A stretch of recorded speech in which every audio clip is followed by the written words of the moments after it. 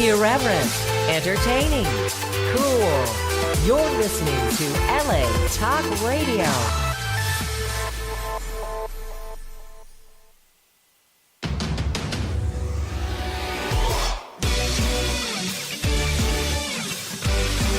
You're listening to Jenny's Real Talk on the Block with Jennifer DeVoe, only on LA Talk Radio. Welcome, all my entertainment holics out there in Radio Land. It is time yet again for another thrilling, exciting installment of, you guessed it, Jenny's Real Talk on the Block, coming at you live each and every Wednesday afternoon from 3 to 4 p.m. Pacific Standard Time on LA Talk Radio Channel 1. We're also featured on iHeartRadio, iTunes, YouTube, Spreaker, SoundCloud, Sonos, Google Play, all Amazon Alexa devices, and now on Spotify. Woo! Thank you, Spreaker. And the... well, now it's $30 a month that I pay to make sure that we're on Spotify. It's okay, I'm covering the cost. It's all right. Anyway, this is your hostess with the mostest, Jennifer DeVoe, and the awesome co-host extraordinaire, JJ Muse. What the hell are you doing? Oh, by the way, hey, what's up to all of our listeners and fans out there? Jenny's Real Talk on the Block, folks. Yeah, over here taking off your sweater and shit. What are you stripping in the studio? Yeah, all right. Anyway, I don't see no dollars. We'll make it rain. Anyway, later. I need later at the 5-star bar. Anyway, so we are. Anyway, you're listening to Jenny's Real Talk on the Block. This is being brought to you by Get Real Global Entertainment. Yes, it is. For all your entertainment needs, call 818-406-1742. That's 818-406-1742. And we can plan your concert, event, whatever you need us to do. We can. Well, within reason, of course, but we can, help you plan your event if you need. No trained monk. We can't get any trained monkeys yet. No, but I do have access to a circus folk and freaks. So if you want that at your event, like bearded women type shit. No, well, I don't know if they have those or not. I just know that they could put, have people that could pound nails in their nose and all kinds of other crazy shit. Oh yeah, weird things like swallow balloons, like those long ass, like really long balloons that they used to make, like clowns make fucking farm animals with. Anyway, this is Jennifer. That's an interesting set of skills. Swallowing whole balloons. I'll show you pictures from the freak show. That's how we won the tickets for the Ozfest meets Knotfest. Anyway, we have today on the show with us, as always, our buddy Desiree-Duffy from black-chateau-enterprises, publisher, book publishing, and PR, and Thank more. You. How you doing, very Desiree? Much. She has brought us author Nanishka Torres. We'll talk about that in a second, but we got 5 minutes to get here to get some things out there before Nanishka calls in to the show. Okay. Anyway, so let's see. First thing. Okay, so speaking of Desiree-Duffy from black-chateau-enterprises, this weekend, Saturday, April 21st and Sunday, April 22nd, there will be the LA Times Festival of Books. I believe that's being held at USC. And let me just double check on that. But I believe it's at USC College, downtown Los Angeles, or in that kind of ish area, right?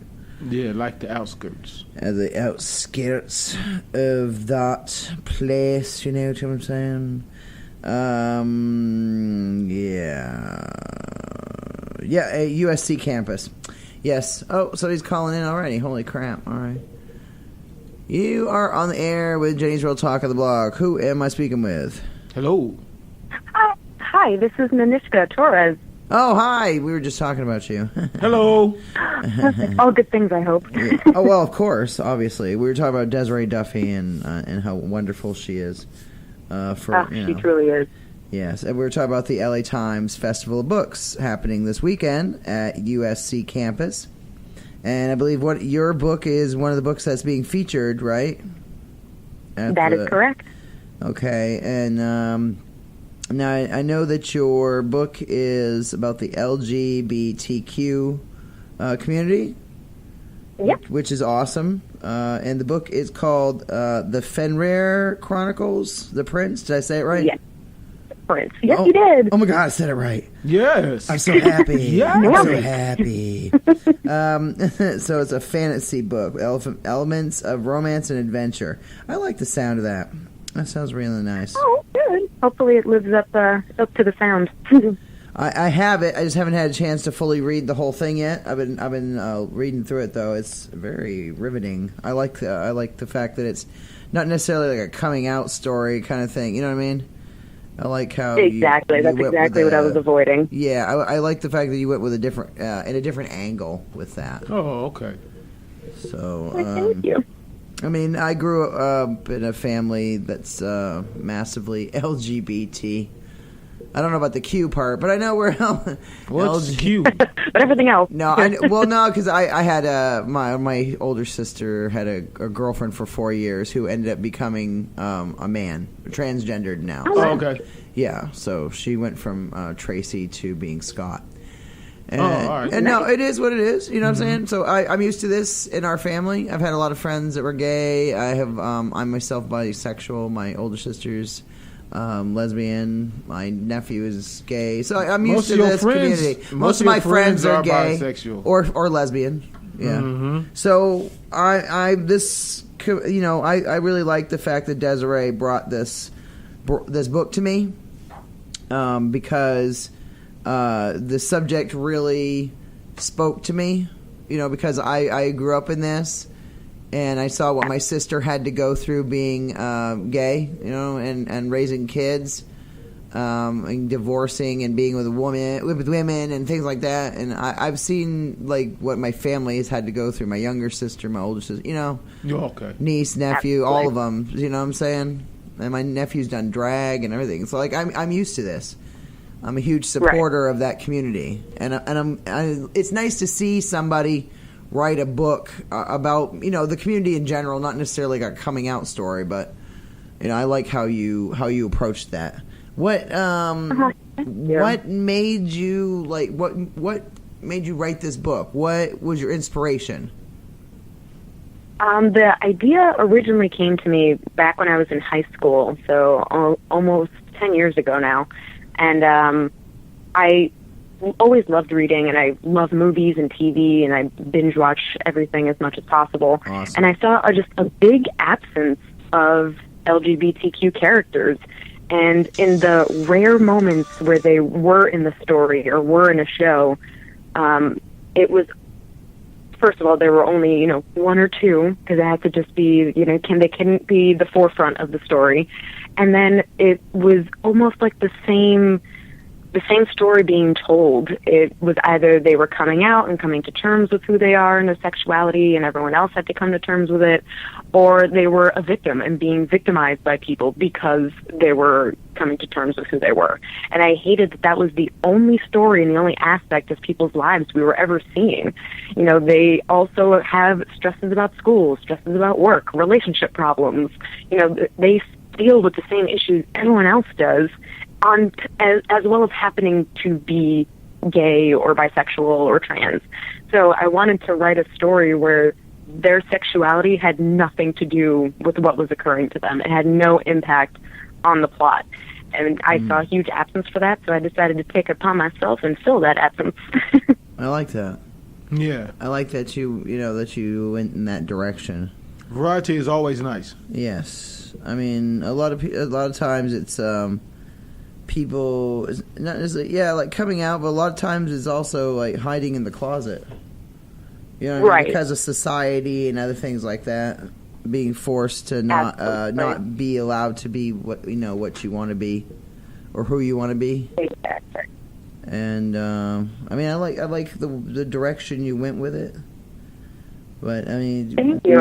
I wanted to show a world that we should be living in, where there is no coming out story because it's no one's business what your sexuality is, and there is no explaining your gender because it's also no one's business. You know, it's silly that my oldest brother is gay, and it's silly that he had to come out, but I never had to have that conversation with my parents that I was straight. You know, so I found that so bizarre, and I just wanted to write a world where that wasn't the case, where that wasn't the routine for people. Oh, wow. I like that. Mm-hmm.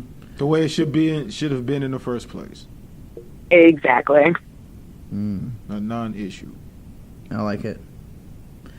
I like the fact that you went in it's a totally different direction, and I just think that it's better sometimes to go in a different direction, because if you don't, you're gonna fall into the same trap. Who will? You know? Exactly. So hopefully there'll be, I mean, if only from me, I'm definitely planning on writing more stories with characters that aren't usually the forefront of a lot of stories, so hopefully other people can kind of see this book or read it and hopefully do the same. Do you think that there's a lack of younger writers, or do you think there's a big emergence of young writers coming out now? Well, I mean, not just in that genre of book, but just in general. Like, do you feel that you fit into that? Like, I mean, you're a young writer yourself. Ooh, I am. Oh, wow, I've never really thought about that. I mean, a lot of the writers that I love happen to be older writers who have, been writing for a very long time. And I think that's really the kind of the caveat, I suppose, is that there are a lot of young writers, and it just takes so long to either really get your idea together and really write something that you want to bring out to the world, or just kind of tough to get that traction and get that acknowledgement from people who do read and from audiences everywhere. But judging just by fan fiction that I'm constantly seeing, there are plenty of young writers out there. It's just, I guess, kind of hidden more so in blogs and in Tumblr posts and Instagram posts rather than writing in full novels, which hopefully will never die out, since I love books and I love holding a book. But I definitely think there are still a lot of young writers out there, and certainly have stories in them that they want to tell, and hopefully we'll write them out for someone to read. Now, I see that this is the first book of a series. Yeah. How many books are you planning to write in the series? How many books do you think you're going to write in the series? Hopefully, well, at least for this story and with these characters, there's 3 that I'm planning on. But since Fenrir is a big place, I'm sure I can kind of find other characters that might have other stories that can be told in the same location while not necessarily being with the same people. But as of right now, there's 3 planned. I see here you like to attend comic conventions. Oh, those are my favorite. I've been wanting to go to Comic-Con. Yes. My goal is to go to the one in San Diego. I'm hoping I can get there next year. Yes. They're what, in July usually? Yeah, usually during the summer. Yeah. Well, that's cool. I've been wanting to go to that. I just know. That's how you know you have a great imagination. Did you like comics and things like that? Oh, yeah. I've been exposed to comics and video games and action movies from a very young age. And 2 older brothers whom introduced me into the magical world of watching superheroes fly around and have superpowers. It was very easy to get sucked right in there. I like that. I'm reading here about the Fenrir Chronicles of the Prince. See, and so it's like a little realm, like its own little world. Yes. So there's, it's almost like its own continent, I kind of equate it to, the realm of Fenrir. And on this particular planet, there's 3 realms, and so Fenrir just makes up one of them. Oh, interesting. And we'll learn more about those other realms in future stories. Fun little teaser there. I like this. It says religion is not allowed in the political arena. Right. Which is nice. Needs to be. I like that. They I need like to that. do that I like here. that aspect that you brought that aspect into it. They need to do that here. Science and reason. Yeah. Science They and reason. claim separation of church and state, and yet a Right. lot of decisions are fueled by religious belief. Yep. So there's really not much of that. Right. I like how it says science and reason are the driving forces behind every diplomatic decision. Exactly. Very nice. Where is this at? I'm reading this. I'm buying my ticket. Right? Where is this Pack at? your bags. Let's go. Yeah, right. Jeez. I have the book. You can read it, but I don't know if you can. I'm sorry. You have to go there in your imagination, because that's not a real thing. No. What does it say? It says the radically religious group known as the Staxions. Do not. Okay, interesting. Oh. I like that. It looks like a whole little world. You have that book? Yes, I have it. Okay. I have it. All right. You'll be okay. I got it. No, because that sounds like I'm going to read it. Yes, of course. And it's a short read, so you can definitely read it and then just pass it right along. It's a short. Yeah, it wasn't really a long book. About how many pages is this? I think it's about 120. 120. No, that's not long at all. How long did it take you to write it? Oh goodness, far too long. So while the idea came to me when I was about 17, I didn't really sit down and just hammer it through until I was about 24. And then once I sat and actually started writing it start to finish, it only took a year. Oh, okay. So you had those political type beliefs when you were that young? Well, the political belief started off later. Okay. So first it started with just knowing I wanted a gay male protagonist, that his sexuality had nothing to do with what he was dealing with. And then I slowly started piling on other things, and that's kind of how I built the world around him, really. So it's all around Cal.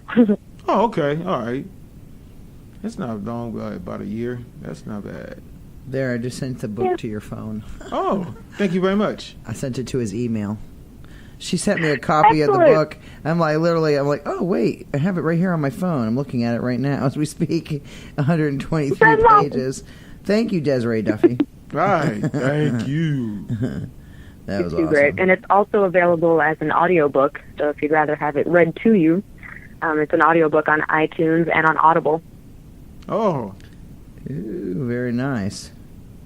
We like it when people read us things. Are you going to make a actual book, a hardcover book, or paperback books or anything?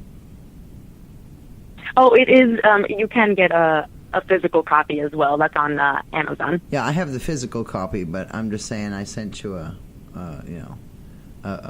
copy on your phone. You can open it up.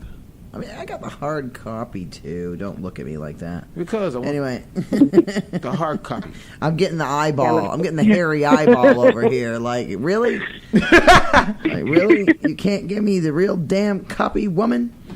I have it. Calm down. Don't hurt me. Oh, Shadow Man might go ballistic. Me want hard copy. That's his nickname. Mike's freaking out over my book already. This is fabulous. I'm Yeah. loving how this Crazy. is going. I like Crazy. I like the concept of it. It's interesting. Thank you. Hopefully you like the execution as well. So I hope it lives up to that. Cool. It sounds really nice. No, where do you reside in the world? I reside in New Jersey, so I am on the opposite coast. You're a Jersey girl? I'm a Jersey girl, You're a only I don't say Jersey Jersey, girl. thank goodness. No, But, yeah. no, you don't talk like a typical Jersey girl. Yeah, don't have I'm that curious as accent. to where that stems from. I guess because I'm so close to New York City, maybe I have a little more of a Manhattan tone. But You do. yeah, I have avoided saying coffee. I don't say that. It's coffee. No, you do. You sound more Manhattanish. Yeah. I'm from Maine. I'm from Maine, so I know, that Oh, nice. part of the country. And my Aunt Rose Goldfarb, she likes to go to Atlantic City. Cool. Yes, I definitely have. Yeah. My best friend's family loves going there almost every weekend. So, yes. Atlantic City's a big deal. We like that. Yeah, Atlantic City. I went there for a week. And I didn't like it as much as Vegas. Isn't it on the coast? Just being honest. Yes. Yeah. That's heartbreaking, though, when people kind of excite you about something and then it doesn't live up to it. And you're just, well, oh, my God. On the way down from Maine on the Turnpike, Jersey Turnpike, first of all, sucks. Yep. And you got to stop every half a mile, 30 feet, a mile, whatever the heck it is, and you got to stop and pay another toll. Really? And you got to go down like half a mile and pay another toll. Pay another toll. I'm like, what the fuck? And then at night, you almost hit deer. There's deer all over the fucking highway, all on the all on the toll, this big long toll ass road. Toll deer, road. Hit a deer, bag it up, put it in the back, pay a toll, hit another deal, bag that bitch up, throw it in the back of your trunk, and then keep paying another toll. You have dinner on the way on the other side, though. You know what I mean? Dinner and a show, dinner and a toll, dinner and a toll. That would kind of. That's what they should call the turnpike. That would kind of piss me off. You got all these toll. Deer everywhere too, man. If you're not paying attention, you will hit one of those bitches. It's bad. It's really I almost hit one on Route 17, which is crap. It's not a wooded road. It's not a wooded highway. No. And yet there he was, just meandering about. That's crazy. They're all over the place. It's nuts. Damn. You know. My pops hit one on the 405. Oh damn! Well, there's deer out here. There's deer out here. There's deer up in I know up on what's it Universal. called? Yeah, up at what's his name? Mulholland. We have deer, coyotes. What's that damn place? Mountain lions. We got all kind of stuff. Getty Center. Yeah, they raise deer up there. Well, that's kind of where it came from. You know, in that area. I saw deer on my birthday. There was like 5 of them. They were staring at me.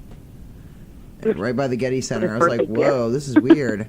No, but it was weird because my friend who was with me said that they never come down there, and they're never like down by the road like that at all. Especially for you to take pictures or anything else. I was like, that's crazy. It's deer. Shit.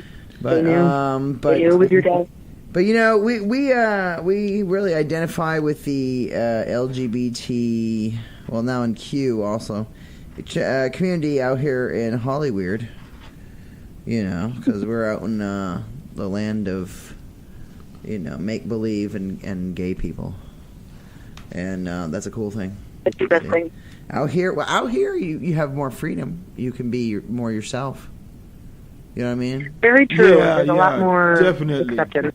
It's more accepted here. I mean, I'm not saying there aren't people that are still like, you know, die hard, you know, Christian or, you know, stuck in the past or have a stick up their ass or whatever the hell's going on. But, you know, you're always going to get those people no matter where you go in the world. I mean, absolutely. Even as progressive as California is, or may seem to be, it's still, you know, there's still going to always be those people who aren't accepting of that subject. Yeah, absolutely. Which is sad, and those people should especially now kind of get with it. But they keep adding letters. Isn't there a question mark? MMORPG. And if you, I look forward to when it's just the whole alphabet. No, but get it. Everyone get it. MMORPG. I love MMORPGs because those are fantastic. Do you know what I had to break up with World of Warcraft many years ago. My husband's looking at me like, what the fuck is that? Exactly. You read, it's like you read my mind. I'm like, what the fuck are you talking about? What is it? Multi-something. Open world role-playing game. Something I always like forget that. what that stands for. Online role-playing game. It's an online role-playing game, but it's multi-something or other. It's 2 M's, and then I don't know. Yeah, now I need to Google it because it's going to bother me if I don't remember. Yeah, role-playing game is the last part. We know that, but it's multi something online. It's like where a bunch of people can play together online at the same time with each other. Right. Massive, No, massive multiplayer online role playing. There we go. Massive. That's the fucking word I was missing. Massive. Massive multiplayer role player game. Yeah. Yeah. Online. Yeah. Online. So like when you're playing like Call of Duty, Black Ops, and all those fun crazy games, and you're killing people around the world. Like you're killing some Chinese dude. You're killing some dude in China, and then you kill a chick in Russia. You know, yeah, it's just, you know. And an 8-year-old from somewhere else. From India. An 8-year-old from India. There's always a child who ruins me every time. It's always like an 11-year-old I got who's mocking shot in that the I head don't by know how a to play. 12-year-old. God damn it. Yeah. Where's your mama? Where'd You need learn to be whooping. play? Oh my god. Now, I'm going. I don't want to just assume, but I'm just going to ask because you wrote this book. Obviously, I'm going to ask: are you part of this community? In the sense of being an ally, but no, I am heterosexual and cisgendered. I look like my gender and everything. Interesting. So I'm hopefully just being a voice for them. Okay, I like that. No, but that's very honest, and I like that. The fact that you're there, you know what I mean? Like, is this because you have family members, friends that are in the community? Absolutely. Yeah, all of the above. Okay. Absolutely. Awesome. That was one of the reasons kind of like where I was going with that is like what inspired you in that aspect. Like you had friends and family and you wanted to be a voice for them. And I like that. You know, not a lot of people would do that, you know? Right. And I feel like that's kind of, you know, I have this small privilege of being a heterosexual, cisgendered person, and I need to use that privilege to an advantage for the people who don't have it. So if I can use my voice to show people that, you know, the people in the LGBTQ community are people like the rest of us, that I'm absolutely going to take that chance. And my brother definitely enlightened me a lot to what was kind of missing in mainstream media and in popular culture in regards to multiple minority communities, not just the LGBTQ community, but then, of course, you know, the different races and different sexes that have their own struggles that they're dealing with, and that not every protagonist of every story needs to be a white heterosexual male. Amen. And so he kind of opened my eyes to that. And, you know, he said, you're a writer and you're creating these characters, keep that in mind to, you know, bring about characters that people aren't always seeing because we need to see more of them. So he definitely helped a lot in kind of opening my eyes to what we were always seeing and what we should be seeing. I like that. It's very interesting. I like the concept. Him this much. I like the concept, and that you totally wove it into like a fantasy kind of a theme. You know, like dragons and kingdoms, and you know, like that kind of fantasy world. Oh, I love that stuff because I just want to live there. That's why I keep writing in fantasy genres. I want superpowers. I know, right? I know, like, oh, you should totally talk to my buddy Sasha George. She's a like a best-selling author. She does like that. She does like all these different genres. She writes like fantasy. She does like horror. She does like sci-fi. She does like crime drama. She does a little bit of everything. I think she just likes to try a bunch of different stuff and see what works. And then she just keeps doing it. No, that's what I'm saying. So, like, people like that interest me. I love that you guys write different types of books that I would never have thought of. Like, concepts for these books. You know what I mean? Yeah. It's like a big difference. Let's see. Says science and reason are driving forces in your writing. Can you talk about why you feel science and reason are important for society to embrace? It's sad that that's even a question, isn't it? These are books. These are questions that Desiree sent over. Right. I know. I love her completely questions. understand. I love her questions that and how we're she even writes asking, them. like, as a society. Like, No, why I do we trust science and reason? I completely agree because I'm a massive Trekkie, And I love Spock, and I believe that logic should rule everything. Science and logic. Absolutely. Math, science, logic. But nobody gets it. Whatever. You're right. And that's heartbreaking when that happens. You're hoping someone will chime in with you, and just no, just me. Okay. I get a few people, but it absolutely should be the case with all decisions, especially decisions that are influencing and affecting a mass group of people. It's sad that so many decisions are being made based on people's feelings and their belief structure rather than on reason and logic. It shouldn't be a question of should women be allowed to have abortions? Yes, because it's science. They can do that. They have that choice. So that's their bodies. This has nothing to do with anything else. So I just very much wanted to kind of give people a glimpse of a world that drives all of their decisions based on reason and really looking at the situation and making the best choice for the majority of people rather than choosing things selfishly or based on their own belief structure that shouldn't really be involved in these kinds of decisions. And then it's also kind of humorous that this is the world they live in, and yet the main character is making almost every decision based solely on his emotions and on his feelings. Yeah. Which is cool. That's funny. It's understandable. Let's see here. No. Oh, you built an amazing world in your book. Can you describe it? Well, so the realm of Fenrir I mentioned before is one of 3 realms, and this particular one, we're kind of dropped in it right away. I mean, there is not much of an introduction in my book. I kind of throw you right in the action and keep it going. But it's supposed to be one of like the most peaceful and beautiful realms, and there's a ruling family known as the Lions, and the Prince Cow is the only prince. He's by himself, the only child, and then he rules with his mother, Queen Thestera. And they're very loved and respected, and of course there is still that small extremist group on the side that kind of disagrees with everything that they're doing because they want to introduce religion into their decisions as well.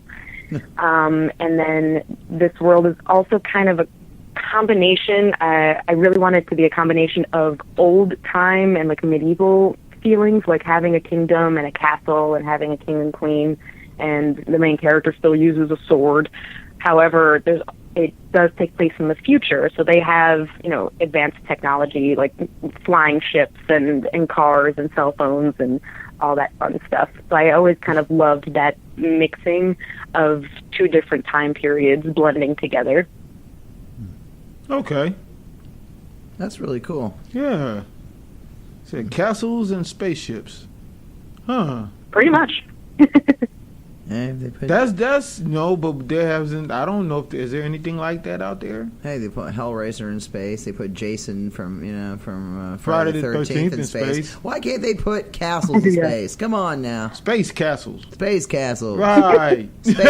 Space pirates. Space, yeah, Van Helsing in Come space. on. That would be fun. Yes. Who? Van Helsing. Van Helsing. Space. I remember that movie. I actually seen that one, baby. Anything is good with Hugh Jackman in it. Very true. Yes. He can pretty much do anything. So. Yes. Yeah. I would watch anything he does. I would watch anything that man does. Hugh Jackman. Yeah. Oh yeah. Absolutely. I'm sad I missed his one-man show when he was in New York City. Oh yeah. Yeah, he had Hugh Jackman on Broadway. Ooh. I'm really sad that I missed this. Oh wow! Well, because he was just in that. What was that movie that he was just in? It was like a The Greatest Showman. Yeah, that one, The Greatest Showman. That was musical. Oh okay. A lot of people do Broadway. That are actors. You'd be surprised how many have done Broadway. I imagine a Theater. lot. Well, theater. Because theater. Because isn't it more? Yeah. Isn't it? It's better training. Well, if you're the actor. Yeah, and it keeps your career going when you can't get a TV show or a movie. Right. You know what I'm saying? Very true. That makes it so that you're still getting paid. I'm still getting paid, bitches. So I bet, hey, babe. What? So I guess they're still Bud bills. Bundy. I guess Bud Bundy is all over Broadway because we ain't seen him since Married with Children. Poor Bud Bundy. Anyway, let's see. What can readers expect when they read your book? Action, adventure, romance, a little bit of everything. A little bit of everything. Not a lot of romance, since I actually don't like romance in any of my stories. and especially in like action movies. That's the one thing I love about the first Avengers, that there was no romance story. So there's I definitely want to read a book now. Yeah, my husband definitely wants to read your damn book now. There ain't no romance in that. Yay! It's very minimal, and I hope I made it realistic, because I always despised those romances where it's, we met 6 hours ago, but now I'll die for you. I cannot stand those things. They drive me crazy, because I'm just, that's not how regular people work. So I hope I made it very realistic. Like, you can tell there's time between these two people, and they love each other, and I don't even know if they even really say I love you throughout the book, if I can even recall. But I do know that they constantly say, don't die, because that's far more important. Well, when it comes to vampires, I would rather see 30 Days of Night than Twilight. Exactly. Because like, you want to see vampires doing what vampires do. I'm a huge Buffy the Vampire fan. I'm a huge Buffy person myself. Huge. And Angel, the greatest show all that stuff. I like Charmed. I like all that crap. But good. But sometimes the romance gets in the way. Right, and that's what I always really disliked. And there's so much more going on than having strictly a romance, having to pull everything through. And I usually lose interest once, like, if a romantic lead or a romantic interest gets introduced into a story too quickly, I'll put a book down and just like, oh, great, now it's just a love story, and I don't want to even read it anymore. So I definitely wanted it to be more action, more about these characters and what they're dealing with, and hopefully people will get attached to these people and want to know more about them.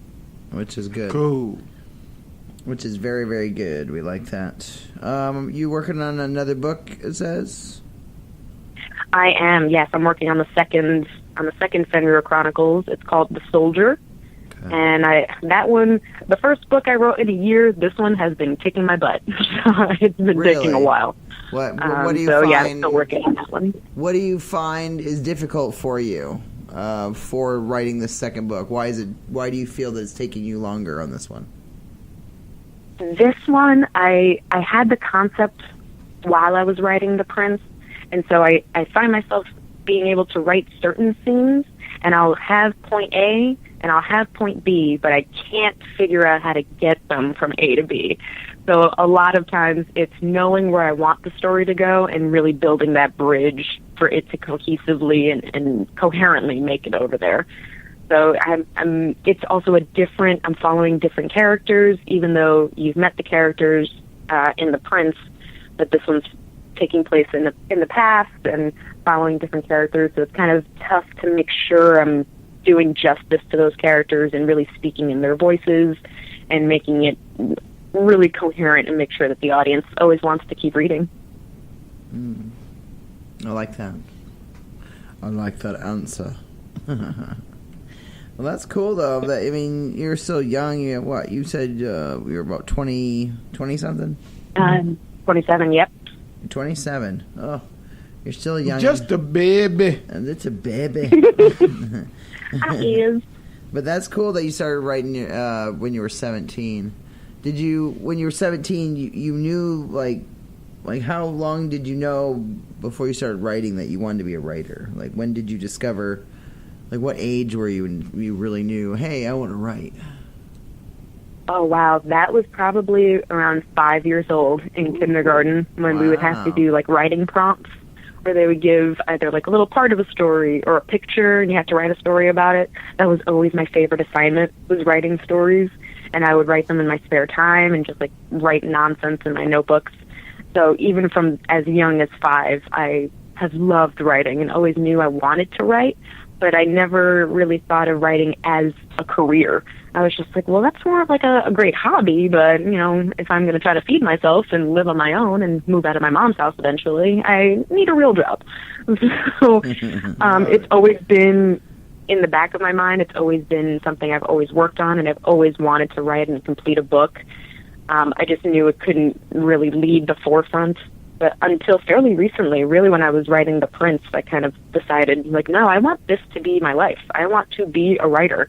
Yes, I'll have to do, you know, other jobs to support myself until I can be a full-time writer, but that's definitely going to be the goal. So that goal came about pretty recently, but I've always loved writing.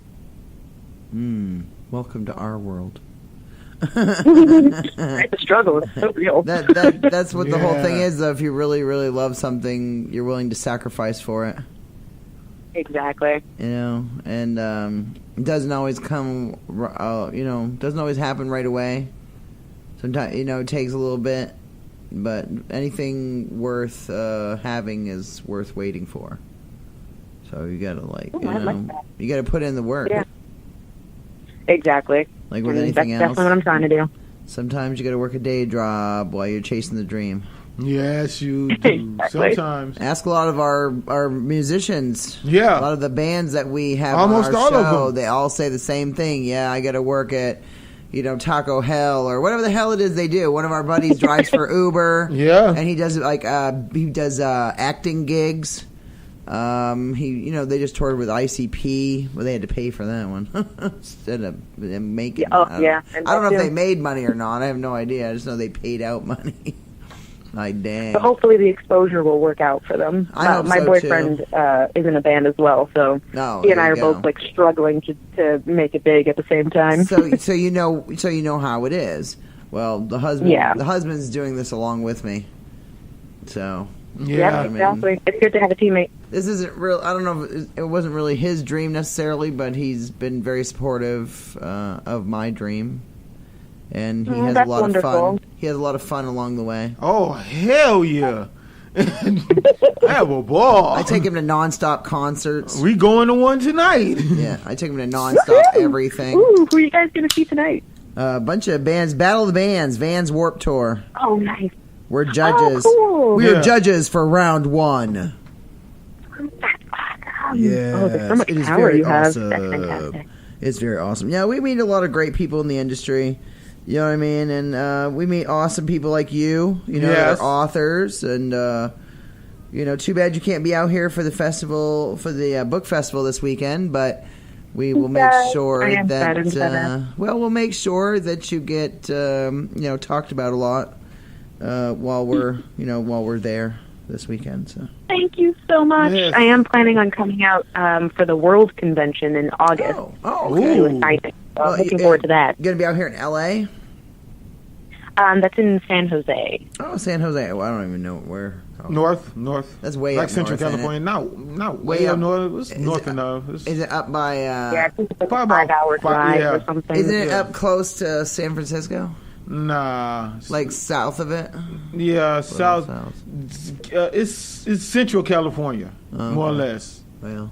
Yeah, what you call it is on the coast. It's right. It's like surrounded by water for the most part. Well, if you feel like dropping by LA, we're around. Yay! We'll take you to a concert. we might can make it up there by then. We don't know. Yeah, well, if Desiree-Duffy is involved, then we're down to help her in any way we can. But that'd be awesome. Well, we have had a great time with you today, Nanishka. Yes. Thank you. But, I have as well. Thank you so much. I really appreciate you taking the time to even speak to me and give me all this awesomeness. I like the fact I want to really read this book now because I like this. Just the concept of it is really good. But we've been speaking today with Nanishka Torres, the Fenrir Chronicles, The Prince. And it's about the LGBTQ community, and it's a really good book. So go check it out. Yes. You're on Amazon. Where can they find your book and your social media and all that, website, all that? The book can be found on Amazon, and the audiobook can also be found on Audible and iTunes. And they can find me on Instagram and Facebook, Nanishka Torres. I'm pretty much usually the only person with that name. Right. Quite different. Yes. So I'm usually pretty easy to find. Cool. Yes, that's quite a different name. And do you have like a that's also the website best of your way to own search or it in anything? Do Amazon. you have like a website or anything, or not yet? Or working on Not it? yet. I mainly working just have on it. Facebook. So it would be NanishkaTorres.com. facebook.com/ yeah, Nanishka Torres. I really should do NanishkaTorres.com. .com. Well, because you have a name that it's like nobody else's. Right. Right? The odds are in my favor that domain is not yet taken. That's what I'm saying. So NanishkaTorres.com. Yeah, I don't know. That's what GoDaddy suggested. JenniferDevoe.com. I don't know. I didn't know if I liked that one. But anyway. But thank you so much, Nanishka, for speaking with us today. And yes. Everybody go check out her book, The Fenrir Chronicles, The Prince. She's going to be coming out with the next one is what? The Soldier, I believe. Soldier? Yes. Soldier. So be prepared for when that's going to come out. Do you have a projected-ish release kind of date-ish kind of? You looking for the fall? I'm the hoping winter, next year. That's the next goal. year? Okay, cool. Awesome. Well, Fingers crossed. Hey, we don't want to rush it because great things come out of, things that don't, aren't being rushed. But thank you so much for being on Jenny's Real Talk on the Block today with us. With Thank you. Jenny and JJ. Thank you again for having me. Thank you, and we wish you all the luck, and may you sell tons of books, and we look for other great things coming from you soon. Yay! Thank you. Thank you. Thanks again. Thank you. You are awesome. All right. Oh, you're awesome. We'll be talking to you hopefully maybe next year for your second book. Bye, Nanishka. That would be incredible. Thank you so much. Have a great time tonight. All right. Thank you. Thank you. Bye, Nanishka. Bye, Nanishka. She was awesome. Yeah, really nice. Very, very nice young lady. Very nice young lady. Speaking of this weekend, we had I didn't get to really fully say that. No. We had, let's see, we have the LA Times Festival of Books this weekend, which is going to be Saturday, April 21st and Sunday, April 22nd. And the authors that will be there will be Bobby Goldstein, who is the creator of the TV series Cheaters. And he is also the creator of XX versus XY. And that is, I don't know, it's a world war between males and females or something like that.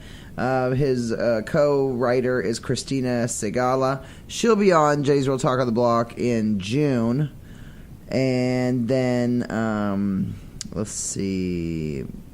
we have, and he's going to be there, and then we're going to be, XX versus XY, the Final World War, created by Bobby Goldstein and authored by Christina Segala. So that'll be cool.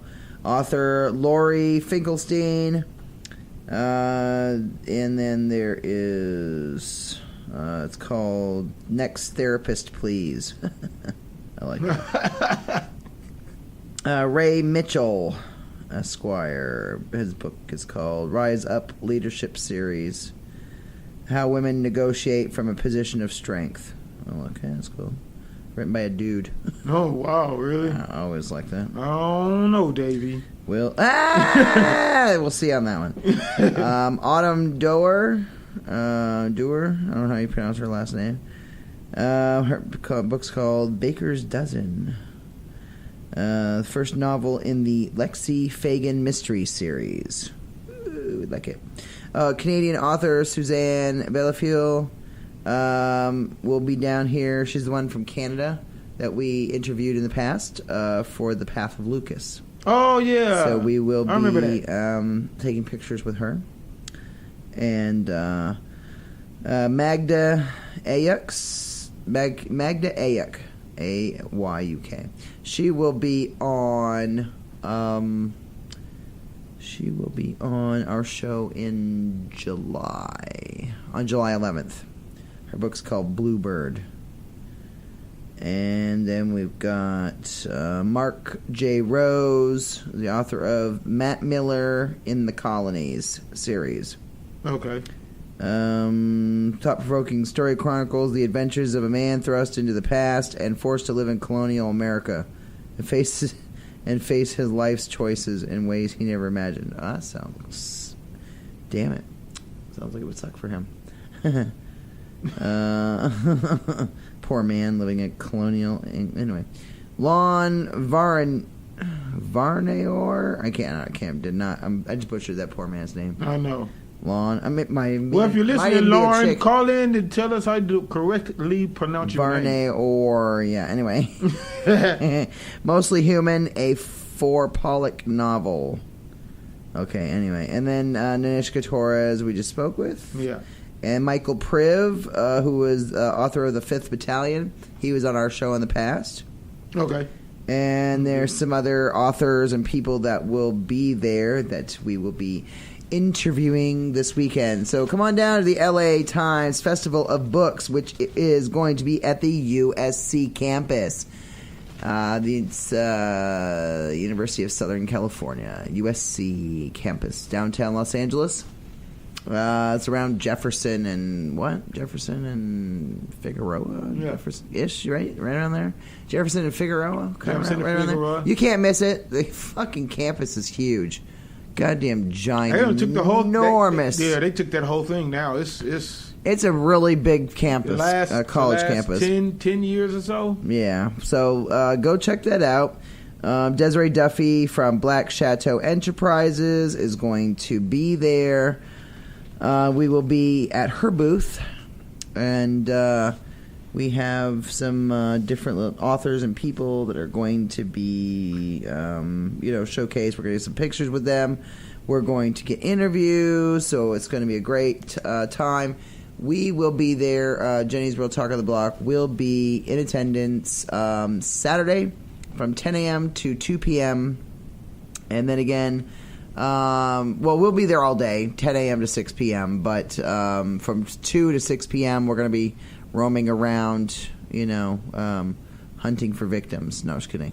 Scoping things out. Yeah, scoping things out, taking pictures, video, getting interviews with other, famous people and stuff. But there's a lot of authors there. Like Saturday, there's going to be... who did I say? Vivica A. Fox will be there. Wow, yeah. And Gabrielle Union will be there. And then Sunday, there's going to be like Maria Shriver, and there's a bunch of people that are going to be there. Mike Epps, the comedian, and Patton Oswalt, the comedian. And if you know Big Bang Theory, what's her name? Mayim Bialik. The one who played Blossom, and she's Amy Farrah Fowler on Big Bang Theory. Go check that out. Mayim Bialik would be there at noon on Sunday. So these are people outside of the people that we're going to be interviewing and showcasing through Desiree-Duffy of Black-Chateau-Enterprises. She is there for all your book publishing and PR needs for all authors. Check her out. And it's going to be a great time. And let's see. So we are also part of the Vans Warped Tour Battle of the Bands, Round 1.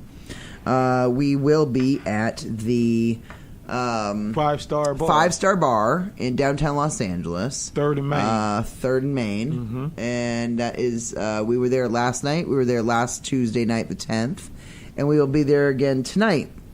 Doing Battle of the Bands. First night of the Round 1 competitions at the bar was last Tuesday on the 10th of April, and the winner of that was Victory Kid. What's up, Victory Kid? Yeah. You did a great job, and congratulations on winning. And I believe you guys already hit us up in our email, and I will be getting back to you very shortly and having you on our show. Yeah. We're going to get you all booked and stuff. So last night, winner of night 2 was Anxiety. They're kind of hard to find on because there's a bunch of damn anxiety bands or an anxiety this and anxiety that on Facebook. It was kind of hard to. I found them. Oh, I did find them. Okay. eventually. But go check them out. It's, I believe, Anxiety Punks is at Anxiety Punks, Punks, Punks, Anxiety Punks or something like that. But it's Anxiety. It's a band. 3 people. It's only three. Was there 3 members? Right. There's 3 members, which is really unique, and I like that because I love Rush. That's one of my favorite bands, and I like 3-piece bands. Like Primus is a 3-piece band. So that's what I'm saying. Sometimes 3 pieces can be a great thing. So Anxiety won last night, and congratulations to you. Yeah. So tonight will be night 3 of the thing, and the Battle of the Bands is going to be held in several different locations, like Riverside and MTL. It'll be in Pomona, and then there's going to be Orange County, which is in Anaheim, and there's one other location. They have some different areas where they're going to be doing the Battle of the Bands, so check it out. We will get back to you with a full lineup and list, but tonight, let's see, who is on the chopping block? No, I'm just kidding. We are judges. Mind you, we, JJ and I, from James Real Talk on the Block on LA Talk Radio Channel 1, iHeartRadio, as well as Jenny's Real Rock on Rock Rage Radio, will be there as judges for the Battle of the Bands. And we're, covering, we are covering that event, and we're, judging it. But we had different bands that we've been checking out. And, last night was interesting. We had a tie. We had a tie? Oh, yeah, we did kind of have a tie. Yeah, for the most part, I guess, yeah. Who was the other band? I'm trying to remember the name. I don't remember the name. No. Damn it. I'm trying to remember the I'm trying to remember the guys. I'm trying to remember their names. Let's see. Tonight will be who is it? Tonight is gonna be the second band is Decade. Third band is Fracus, Freycus.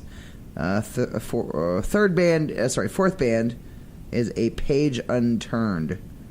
I'm not seeing who the first band, or it looks like a fifth band maybe tonight also. I believe so, because that's what he had said last night. Looks like 5 bands. Yeah, it's supposed to start at 8:30. Judges like myself and JJ check in from between 7:30 and 8.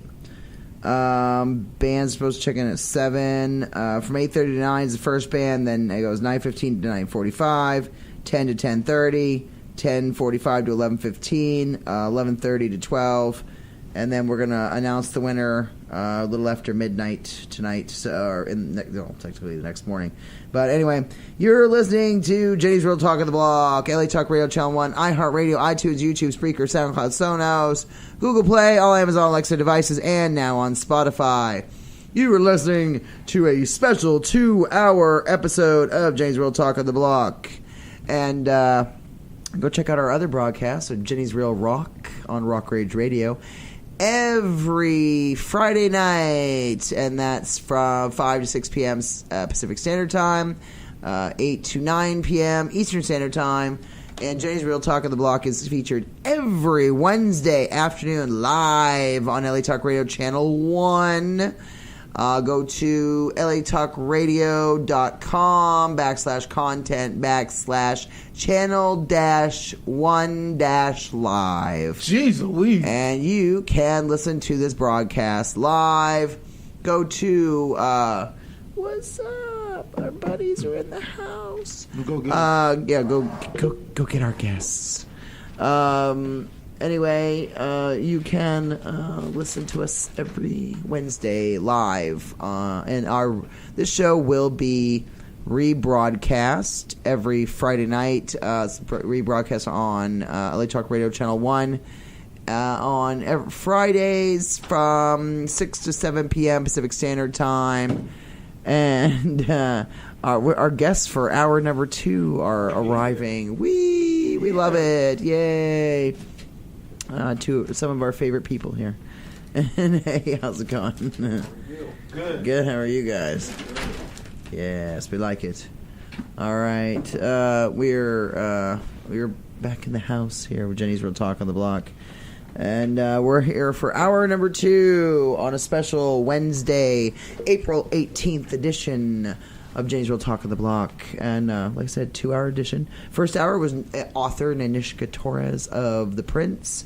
And this hour we are featuring our awesome guests who were on our show back in November, if you remember them. And it's James Lewis, lead singer of Hurt and the Heartbeat.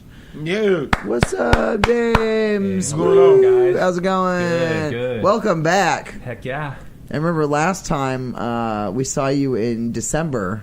I remember December 9th. That's a night I'll never forget. At the Whiskey? At the Whiskey a Go-Go? Yes. I'll never forget that night because that was the night you proposed. Yes. Yeah. I got pictures of that bitch. Woo! Yeah!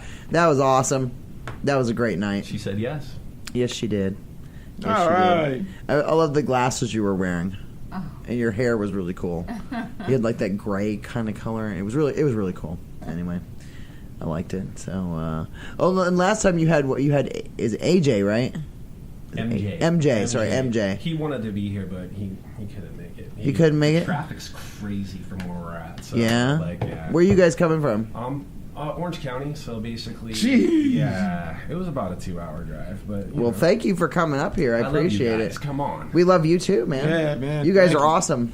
you guys Yeah. are awesome. We love, especially. I was like I don't know. For some reason, sometimes I'll just be like walking down the street, or I'm watching something on my phone, or even I'm in the shower. I'm just kidding. All of a sudden, eyes like Betty White will pop into my fucking head. I like that. I And like it's the that. craziest thing ever because I'm like, where did it come from? All of a sudden, out of nowhere, it's like, I don't know, secretly like tapping into your brain or some shit. I don't know what's going on. Just all of a sudden, I just like, eyes like Betty White. I'm like, shit. Where the fuck did that come from? Oh my God. Like, it's just crazy. Well, I meditate late at night, so maybe that's it. Maybe I'm Maybe. just trying to creep Channeling into it out? everyone's brains He's to channeling it out from Orange County. Jesus. keep Betty Yeah. alive for Hey, another 10 years. I fucking love Betty White. I mean, if you could keep keeping that woman alive, I mean, eventually we're gonna have to use some formaldehyde, but because you can only keep her for so long. But Oh my God. but she's awesome. Yeah. That woman's in her 90s. You know what I'm saying? But I know what you were saying. I like the story you told when you were on the air the last time, though, about. See, I remember pivotal moments on the show. I do. And okay. So if people don't remember, tell the story again about what happened as to why you wrote that song and why you called it that.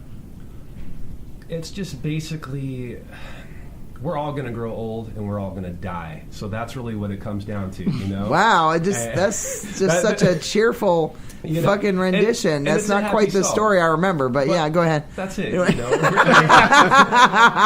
I think That's not quite the story I remember you telling last time. It sounded like She's a looking beautiful. around by some It sounded fond like memories. this beautiful story about this. I mean, and then Campgrounds, you just totally and just killed the it. fresh air and No, I'm just the kidding. birds tweeting. I do remember like the inspiration. I am a UPS driver by day, okay?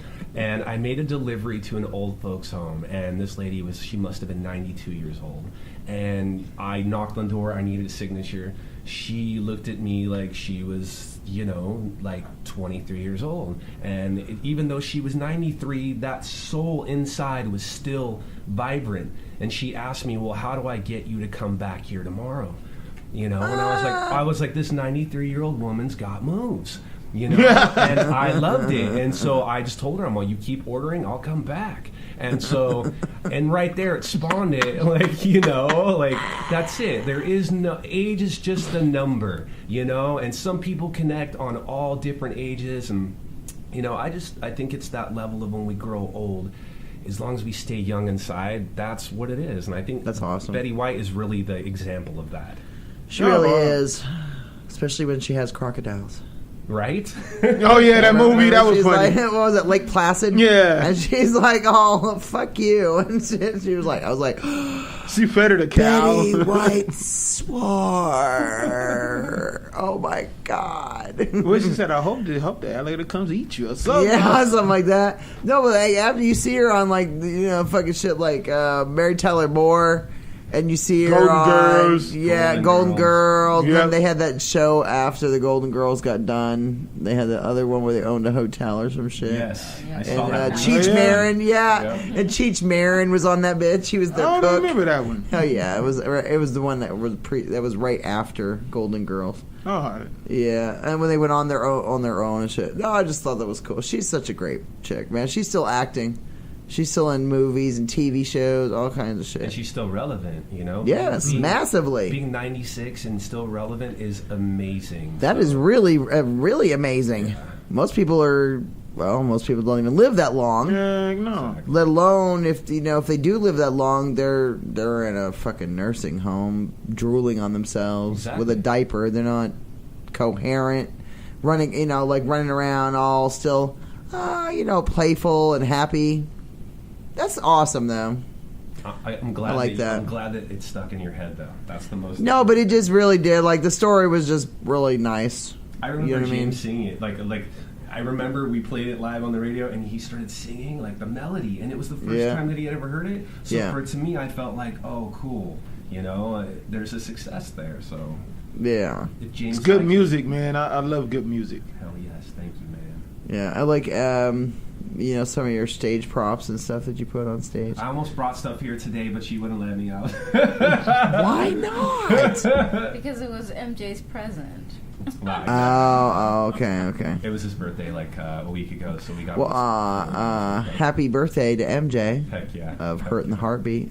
Sorry you can't be here, buddy. I know you were here last time. Oh. But shout out to you and your birthday. Heck yeah. Was he like still in his 20s or some shit? I think he's 30 now. I 30, think he's yeah. a big 3-0 now. Really? You're finally the Ooh. big 3-0? Yeah. Damn. Well, you're still a youngin'. I remember them. You're okay. You're still youngin'. That's all right. We'll forgive you. Of course, your fiance is probably like 25. If she Right? no, you look it. No, I'm older than that. Really? Damn. Well, you look like you're in your 20s. That's what I thought. Yeah, No, that's I'm what I in my thought. late 30s. Really? Damn, Shoot. girl, I would never thought that in a million years. Never in a million years. I know she looked like. I think that night you proposed to her, she kind of looked like she wanted to punch you in the face a little bit. Kind of like, bitch, you brought me up on this stage and put me out in front of all these people. What if she'd said no? I'm just Oh, kidding. I'm being an ass. honestly, I'm being an ass. I'm honest- being an I ass. She would've- wouldn't have said no. But if she She would did, never have said no in a million years. I would have, yeah. I saw the way she looked at you. I saw the way she looked at you. There's no way she would have said no ever in a million years. Ever. And how could you? It's James. This is true. It's James Lewis. God. You know what The I'm saying? Lou. It's Lewis. And then he said, saying Dreadlock Angel for me. That's right. Oh, I know. That was awesome. That's right. That was like your song. Yes. That's my song. And I was Your nervous song. about it too because she said yes, so we were doing it right in the middle of the song. It was so great. Like right in the middle of the song, we brought her up, and that's when she said yes. Then everything changed from that moment on. So I didn't care if I kept the beat. I didn't care like what happened from that Who point gives on. a shit at that So- point? Who really cares, man? You just like totally in the moment, and you just got a big yes on a proposal and shit. I mean, come on. Some of the band members, they didn't even know. Like Rondi, she had no idea, and she's the bass player. And so when I said, I need to bring this girl up there, I got to ask her an important question. Rondi she knew right there, like, it better be that. If it's like, do you want to go to dinner after this? I'm gonna, there's gonna be a problem. So, the look on her face, like her going, oh my gosh, she knew. She just knew about it, and it was a fun moment. It really was. I remember you told us after the broadcast when you were here in November. Yeah. You Yes. said you were going to be asking her in December. So I was like, oh, this is going to be so cool. I was like, I already know what's going to happen. It's like you already know the ending of the movie. Yep. You know what I'm saying? Before before he gets there, you're like, oh, but it's a cool thing. Definitely. Cool thing. So what have you guys been up to since December, I guess? We haven't seen you since December. Yeah. We've been basically recording like our third album, so Nice. we stopped doing a lot of shows and just started working on more studio stuff. Yeah, I remember you said December 9th was going to be your last show of the year, and you weren't going to do anything for a little bit because you were, getting your stuff together. Yeah, it's fun. I think you learn a lot in the studio. Yeah. So, playing live, of course, is our strong point, but we're at the point where, like, it doesn't matter. Like, we've got 2 shows coming up at the end of the month, and we're going to practice once, but we're all just, we have that cohesion. Right. Okay. So if we get one quick practice in, then we should be fine for those things. But through the studio is where you start to learn, those songs for real, because you got to play them 10 times over and to get it right, to solidify them in your mind. Right. And then once you get on stage, you're like, oh yeah, I remember that in the studio, and it all just kind of clicks. Right. So Okay. It gets fun. And once you play it enough times, you know it. Yeah. Then it gets boring though. Like the first, I'd say 5 or 6 times is like super fun. You're like, oh, because you don't know if something's going to go wrong. You feel like something can go wrong. And when something can go wrong, I feel that there is energy and anxiety and fun in that. And you almost get scared to the point of you do better. Like when you like you're scared to fuck up. Yeah, and when you do finally fuck up, like if you're skateboarding, and you fall off a handrail, and you were scared to attempt that handrail, but once you fell off, you're like, whatever, it can't get any worse than this. Let me get back on that handrail, and that motivation just keeps you going. Right. So it's that little bit of adrenaline and scare. Unless you're a puss bag and you puss out. No, but there's people like that in life that they fall once and then that's it. They give up and then they crawl into a corner and die.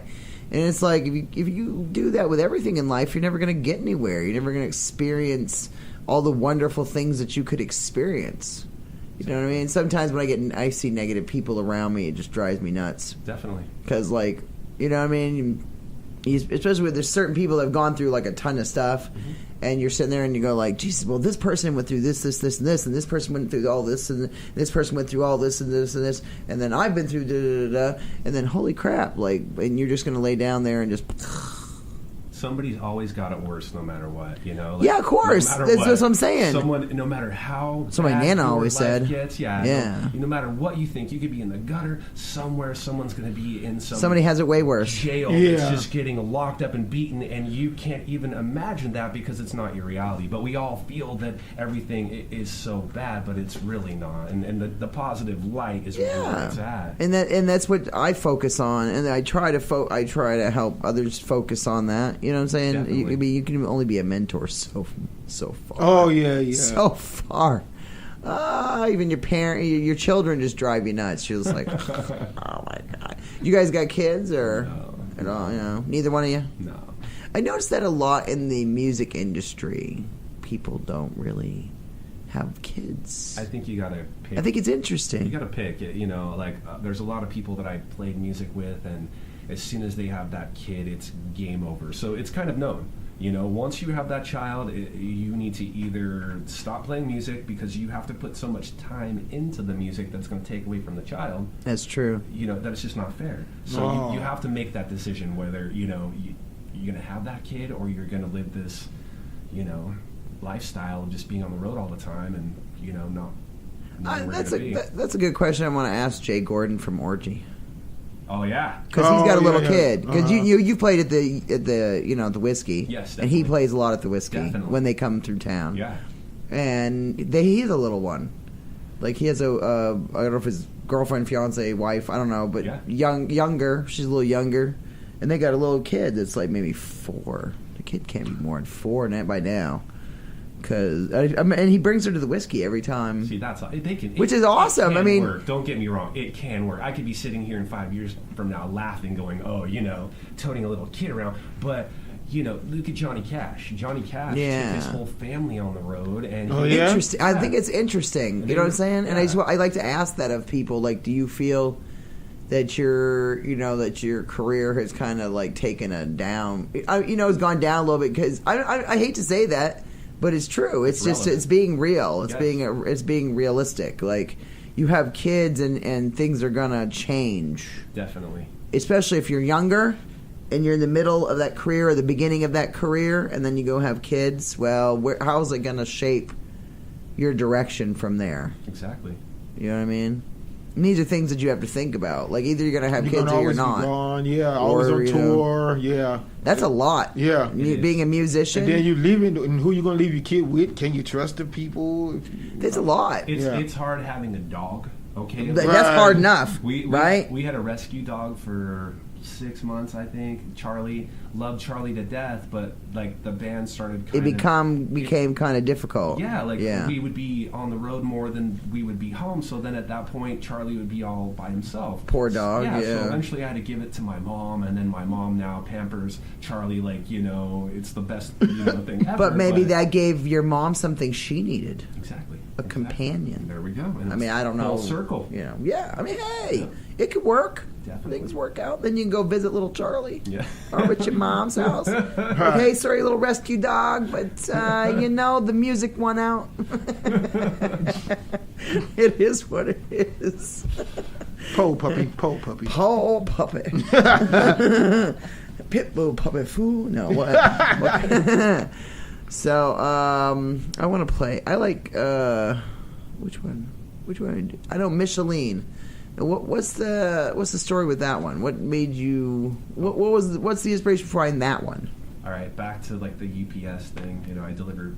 Him and his UPS. That's what I do. That's what you do for a living, huh? Yeah, and that's your day gig. Exactly. Yeah. There's this girl Micheline that works at a UPS store.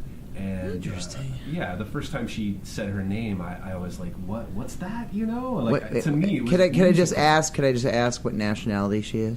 She's Caucasian. Wow. Yeah, that's all I can say. Shit out of me. She's a Caucasian. I don't know what's going on with that. I just knew she was black.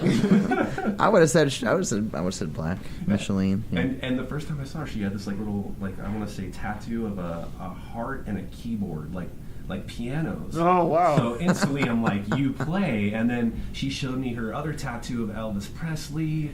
And she's one of them. Yeah, and then she told me that she didn't really like her name that much. And then at that point I was like, it's a beautiful name. So then I just went home that night and just friggin' everything that I knew about her, I threw it in that song and came back the next day. And it was one of those songs that took me 2 seconds to write, but she likes it, so.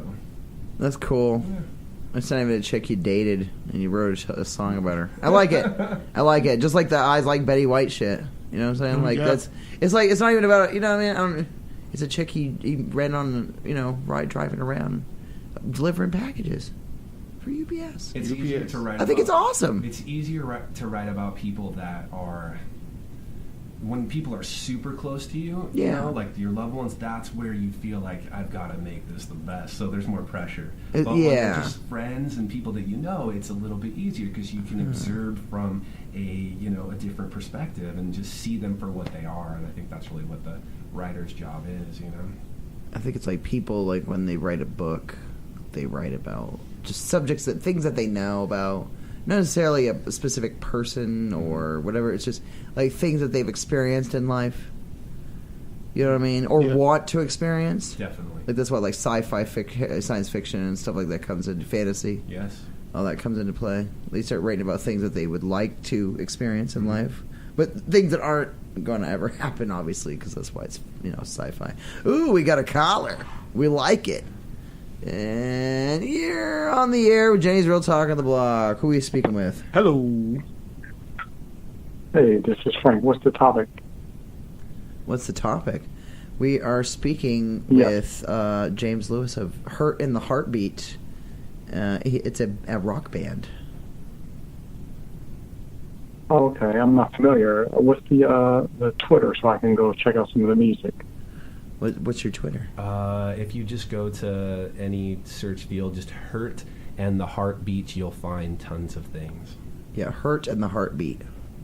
Well, we can talk about whatever you want to talk about. Pick a topic. I'm ready. He's down.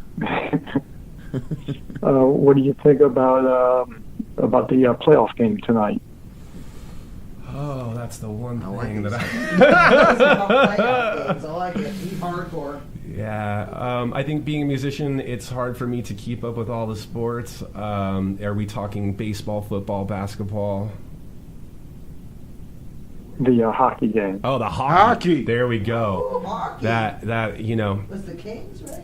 I don't know who's playing, but I think hockey is probably one of the best sports out there. That's a real rugged sport. Yeah. It is. You see them, man, and they beat the tar out of each other. They do. sometimes. And then they're It's just gliding around the ice. just they come in with elbows. Yeah. It's a hard sport. Most of the friends that I know that play hockey, their front teeth are missing. Really? And they're proud of it. They're completely proud of it. So that's where it's at. Completely proud of it. Do you play hockey, sir? No, I'm just a big fan. Heck yeah. What's your favorite team? The Los Angeles Kings. Oh, Awesome. What did you say? the Kings. The King. Oh, the Kings are good. I myself am a Bruins girl. Boston. Boston. The Bruins. So how are the Kings or how are they I'm doing? going to check out the music. Yes, the music is really good. You'll like it. There's a song called "Eyes Like Betty White." You'll love that one. It's very catchy. In fact. Cool. Well, good luck with everything. Thank you so much. Thank you very much. Thank you for calling. And we hope the Kings win. Bye. Go Kings. Bye. We hope the Kings win. All right. If you would like to call in and speak to James Lewis about his music, Hurting the Heartbeat, Or the Kings. or the Kings, or We can Google Kings. well, whatever you want to talk about, I guess. Just not satanic, rituals and bloodletting. I don't know. Just don't talk about certain things. We don't care about that stuff. Anyway, this is Jenny's Real Talk of the Block. Call 323-203-0815. It's 323-203-0815. And you too can call in and talk to James Lewis from Hurt in the Heartbeat. And the fiance. What is the fiance? What is your name? Melissa. Melissa. What up, Melissa? Now that we know the fiance's name, we're putting her on the spot. Do we want to hear? Let's do dealer's choice, and we're gonna let the fiance pick. You want to hear Micheline or Eyes Like Betty White first? Eyes Like Betty White. Ooh, we're gonna go right for the. Well, they're both good, but look at her. I just think it's catchy. Eyes Like Betty White. Well, the guy who just called in, listen to this. So you can listen to what we're listening to. Is Eyes Like Betty White by Hurt in the Heartbeat on Jay's Real Talk of the Block, LA Talk Radio Channel 1, iHeartRadio. Here we go.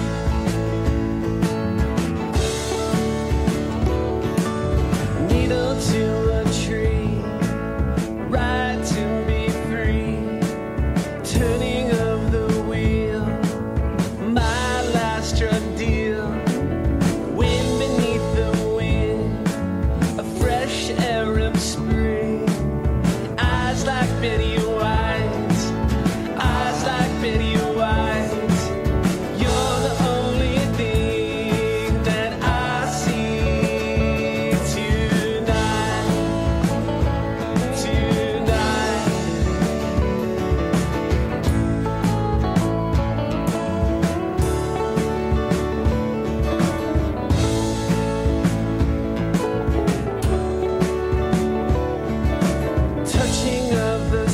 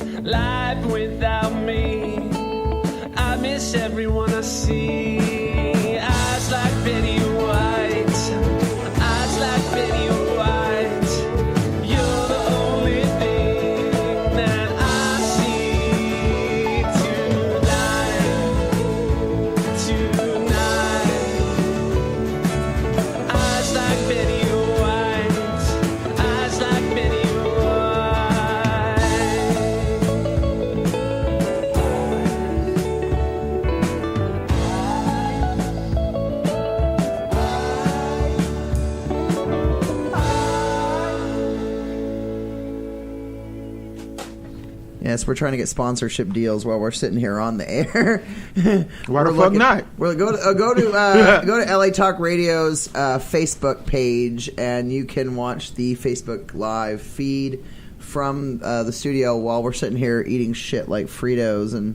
We give him free advertising. He says, okay, so Pedialyte, you need to sponsor James Lewis from Hurt in the Heartbeat. Yeah. And then us, we need to sponsor Fritos. Needs to sponsor our ass. who owns Frito? Frito-Lay. Frito-Lay. Who the fuck is this? Aquafina? Frito-Lay. I think that's Pepsi. Yeah. I think Pepsi owns Aquafina. Right? Coke, I believe one of the something ones. like that. I think it's Pepsi, but maybe not. One of Yeah. them. Oh, but look, Pepsi. There we go. Pepsi? Is that voice of a new generation? What's that? Fucking Some- next generation? Some fucking shit. I don't fucking know. Pepsi and Fritos. Oh shit! Never mind. I got Doritos here. That's Frito-Lay too. Fuck it. All right, Frito-Lay. You want to sponsor us anyway? And any marijuana dispensaries. All marijuana dispensaries. All marijuana dispensaries. All marijuana dispensaries. Especially if you want to give us free shit. Yeah. Free weed, free dispense, free vape pens. We will be happy to give reviews on all marijuana-based product. Oh, and for the husband, anything pretty much alcohol related. Yeah, whiskey, vodka, Especially whiskey. gin, tequila sometimes. Yeah, we're looking for sponsorship. Anyway. Yeah. Sponsorship and advertising, please. If you'd like to advertise in Jenny's Real Talk of the Block, and I'm not joking about that. If you'd like to sponsor us. Condoms? No, we don't. We're broke bitches. Come on now. We're not going to say no to a condom fucking company. We won't use them. We'll hand them out to other motherfuckers. We sure will. Safe sex. I mean, we're too old for that because, we don't sleep with anyone else. No. And we can't have any more children. No, Well, you probably could, but I can't have no more. I'm not going to have no more kids. I'm not cheating on you. No, you'd have to because I can't breed no more. We're good enough. And that would be a real sticky situation, huh, baby? I'm having a baby. I'd kick your bald-headed ass up and down I can fucking imagine. downtown Los Angeles. I can imagine. Anyway, it would hurt really Fuck my bad. life up. No, thank you. It would hurt you very badly. Anyway, do you want? Would you like to play acoustically? Sure. First of all, how long have you guys been married? Since July. What? It's about 9 months. Yeah. Mm-hmm. Yeah. Amazing.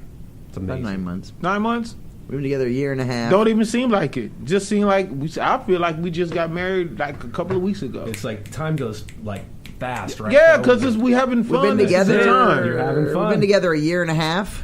You're having fun. We were together like 8 months when we got married. Yeah. Really. Because we just know that we so in tune with each other. Yeah. He finishes my fucking sentences. Sometimes we see something and we had the same response. Sometimes I pay him to. No, I'm just kidding. Here, I'm bored and I'm lazy. Here, finish my sentences for me. I'm just kidding. All right. But it works. Big It's a an team. ass. Yeah. It becomes a team and you're stronger. Yes. And that's when things work, it just makes things stronger. So. Yes, we even judge Battle of the Bands together. Oh, awesome. Yeah. That's awesome. So if you're ever bored, you want something to do. I know you're always fucking busy, but I'm just saying. We got Battle of the Bands that we're doing. That's right. You guys. Well, right now it's in downtown Los Angeles, but they're going to be having some in Anaheim actually soon. That's close. It's for Vans Warped Tour. Cool. Yeah, which is always a good thing. Yeah. Yeah. So anybody who goes with us gets in free. Yay! We like it. Do you want to play acoustic? Yeah, sure. Okay. We always like it when you play acoustic. When you and MJ last time, that was nice. It sounded very pretty. Very pretty. Yes, go listen to November's episode. They were on the show in November last year. And you can listen to all that loveliness. So you're going to play 2 songs or actual songs, or Okay. you just playing by Is ear? it or? like 2 songs that are mashed together? Yeah. So Is this new stuff or is this... Okay, let me explain. So basically, I saw a picture of Jonesy from Jonesy's Jukebox with Johnny Thunders from the New York Dolls and Johnny Thunders, and it just something about that picture. It just turned me on a little bit, so it made me want to play a Thunders cover. And in doing that, when you play covers, it always leads to another song. Right. So it's kind of like you'll hear the thunders and see how the song afterwards kind of is a reflection of the first song. So one's a cover and one's an original. So nice. It's Okay. like all together. I like it. I like it a lot. see if it works. And all right, well, you're listening to Hurt in the Heartbeat on Jenny's Real Talk on the Block, LA Talk Radio Channel 1, iHeartRadio, and we're doing a little acoustic set in the set. So I'm just gonna turn off 3 of the mics. We'll leave the other one on. All right, here we go.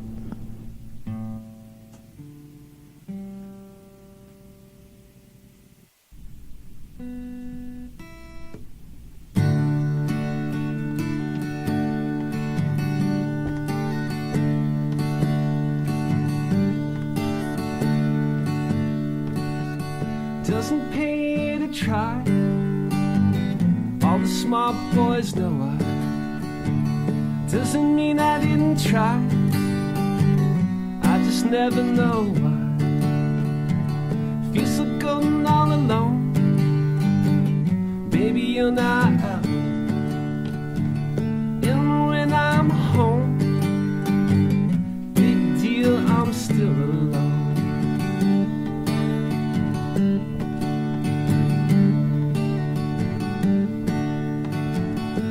Restless I am, bang my head against the wall, try to knock some sense down into my bones, even though they don't show, the scars aren't so old, and when they go, they let you know. Can't put your arm around a memory. Can't put your arm around a memory. Can't put your arm around a memory. Don't try. Don't try.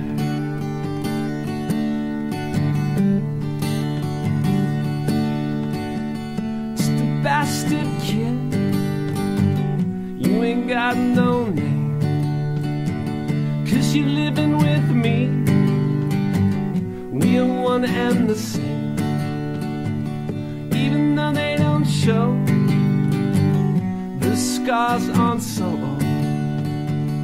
And they go, they let you know. Okay, can't put your arm around a memory. Can't put your arm around a memory. Can't put your arm around a memory. Don't try. Don't try. Can't put your arm around a memory.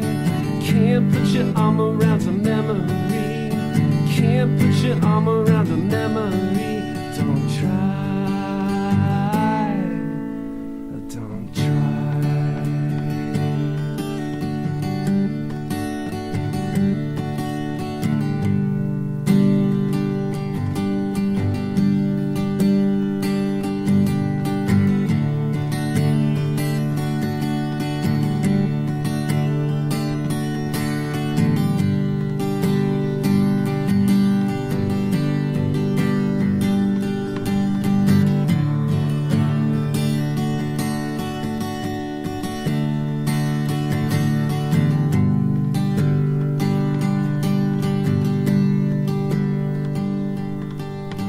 Lock the door and hide the key.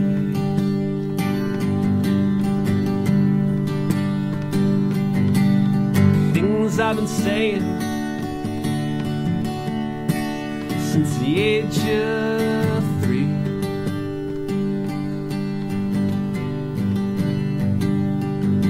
But I just hope you remember me.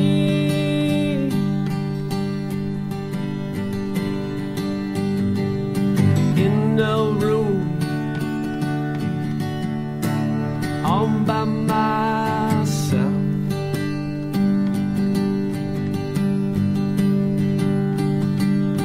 I have learned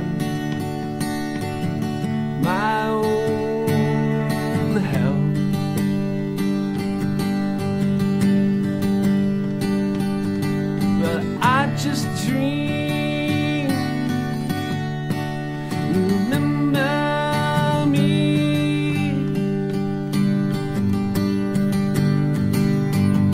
Well, I'm a latchkey kid.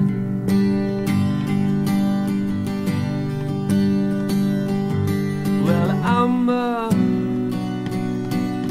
latchkey kid.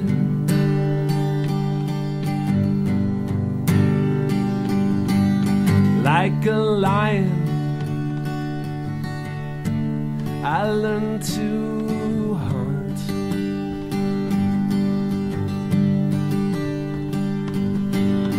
All these scars, come on, man, they make you tough.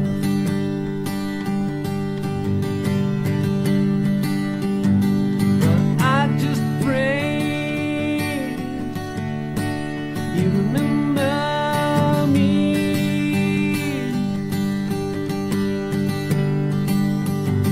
Well, I'm a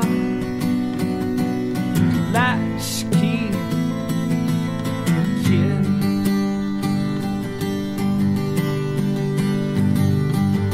Well, I'm a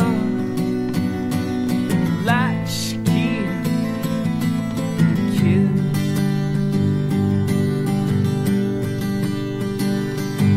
Well, nobody will ever know my sin.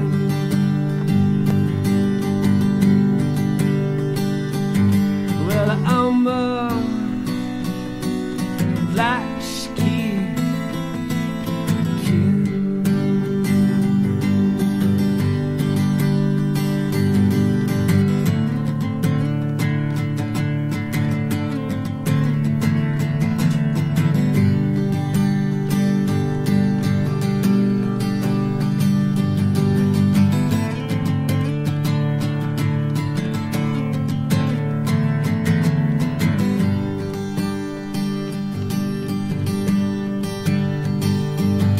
Well, I'm a latchkey kid. Damn. Thank you, James. That was really good. Yeah, That was awesome. because he made the guitar sound different. Like the last part, it sounded different. Didn't even sound like, because he just yeah. I love that. Thank you. I love it. We love it. It didn't sound like it sounded different. The whole guitar sounded different. He did something different with it because he was playing like the and then he did. He did something that I was like, what the fuck is that? It's pretty funny. I was practicing that today that you picked up on that. I didn't notice it personally, but today I practiced the song several times. Yeah. And that came today. Really? Yeah. And so I can't believe that I did it because it's just, That was tough. that's I like how funny. you switched on that shit. Thank you. We love it. We love it a lot. That's called Latchkey Kid, by the way. So Yeah. the first one I want to dedicate to Jonesy from Jonesy's Jukebox, and the second one Amber from my junior high. So anyway, Okay. Latchkey Kid. Latchkey Kid. We like it. Yeah, that really caught my ear.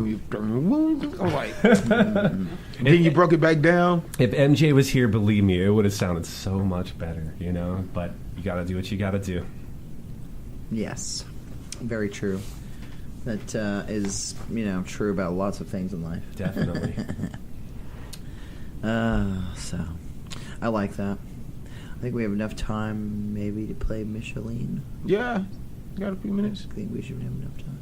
Cool. Well, we're going to play Micheline by Hurt and Heartbeat. Enjoy this. Chinny's Real Talk of the Block, LA Talk Radio, Channel 1, iHeartRadio.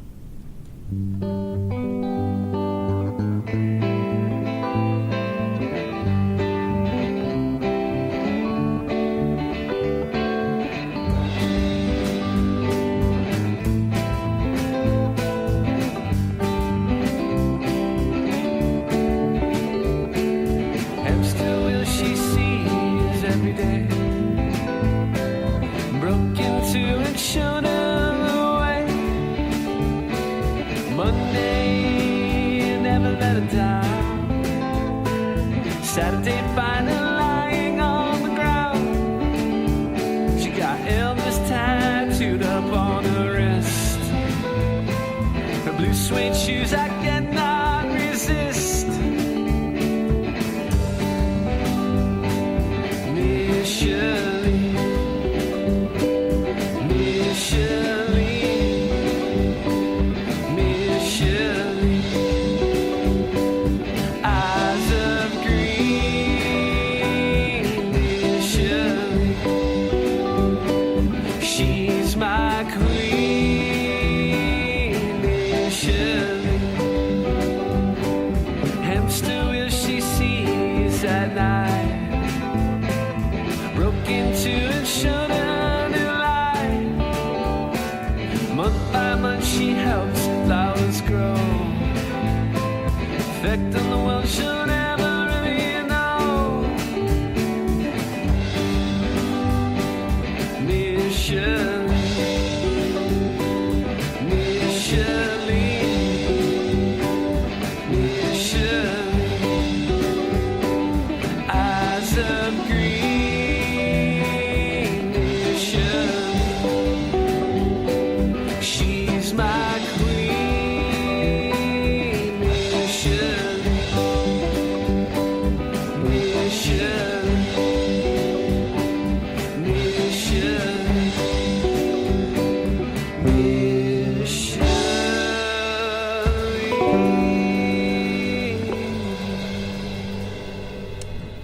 And we were just talking about MTV and how videos are coming back.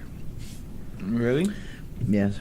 That was Micheline by Hurt in the Heartbeat. Yeah, very nice. Very nice. Hey. We enjoyed it. We enjoyed it. Micheline. Boom, boom, dum, dum, dum, dum. I'm still going to get that Eyes Like Betty White stuck in my head for the rest of my life.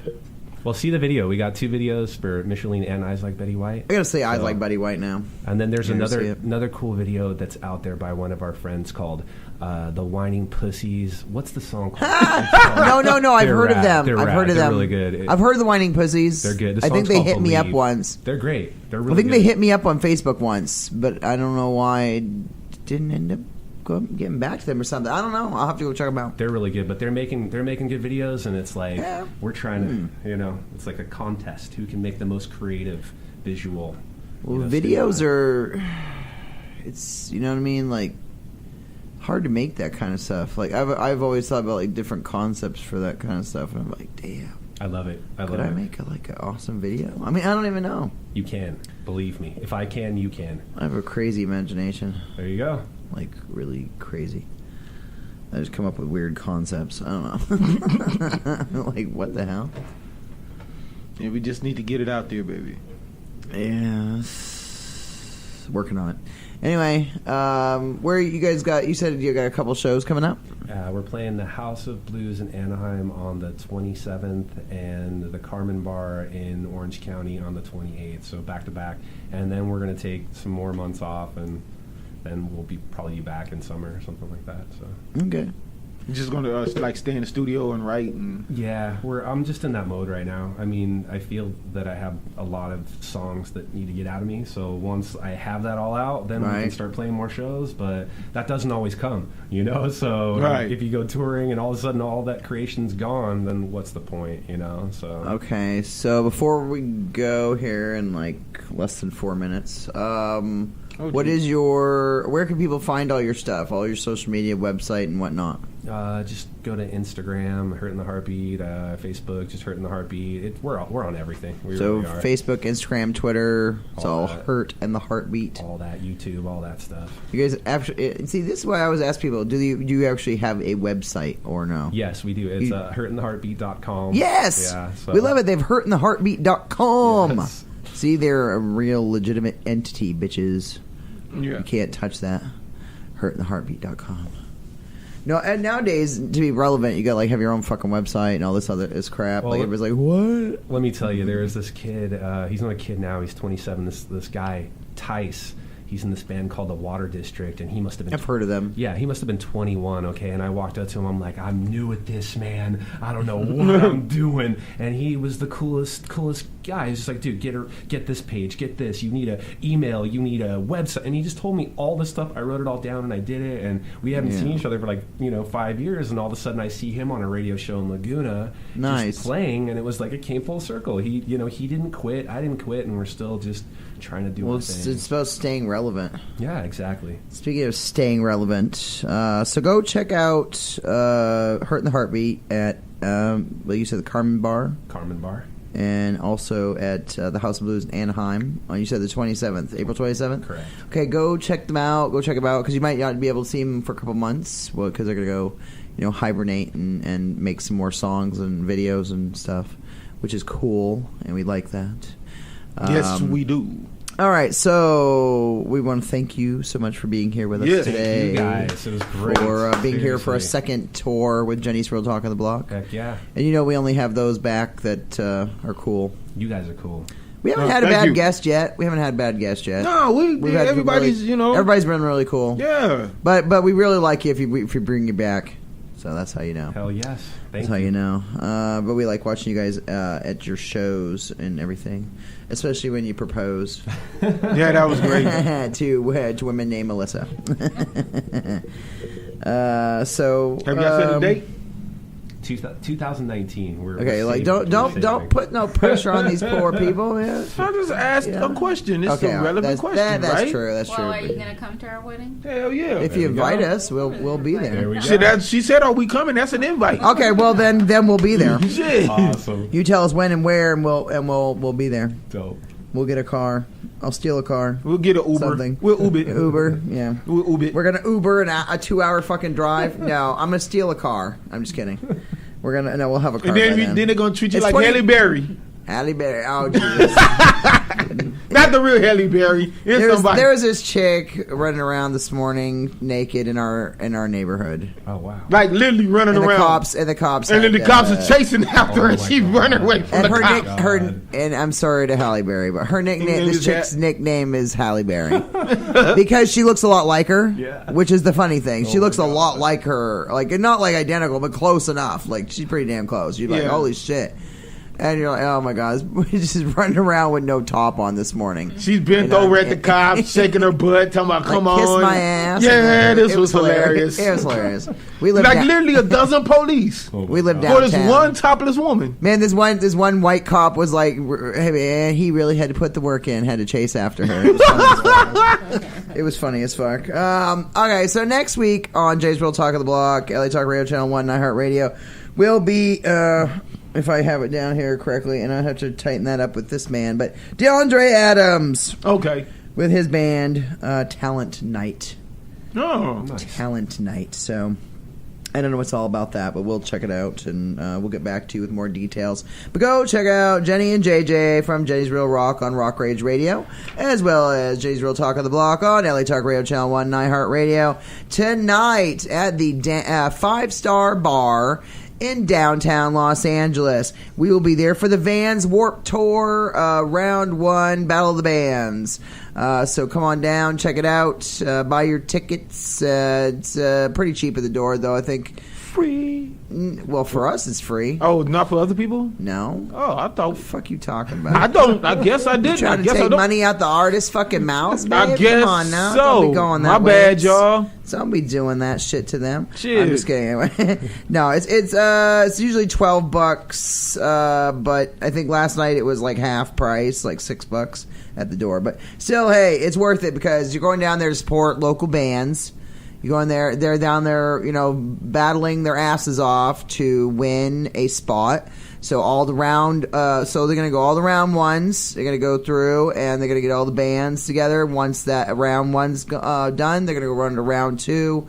And then, I guess they're going to, whoever wins those battles it out and shit. So, it's going to be cool. Yeah. And, we are judges, which has been very, very difficult judging bands because, I look at many different criteria, and I base them on their genre because it's like the whiskey and the Viper and all them where they just mash a bunch of different styles of music together. Mm-hmm.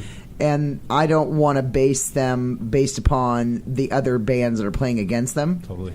So I'm basing each band on their own specific genre that they're playing in. Makes sense. So if it's ska punk, I base it on ska punk and other bands that are like that from past. Like I look at Sublime, I look at a lot of the, like Big Bad Voodoo Daddy and Mighty Mighty Boss Tones, and I look like at certain bands like that. And then if it's like rock, I look at I try to look at each genre, like the heavy metal, the screamo. Mm-hmm. I tried like the first night there was 3 ska punk bands against a heavy metal like a screamo band. Oh, wow.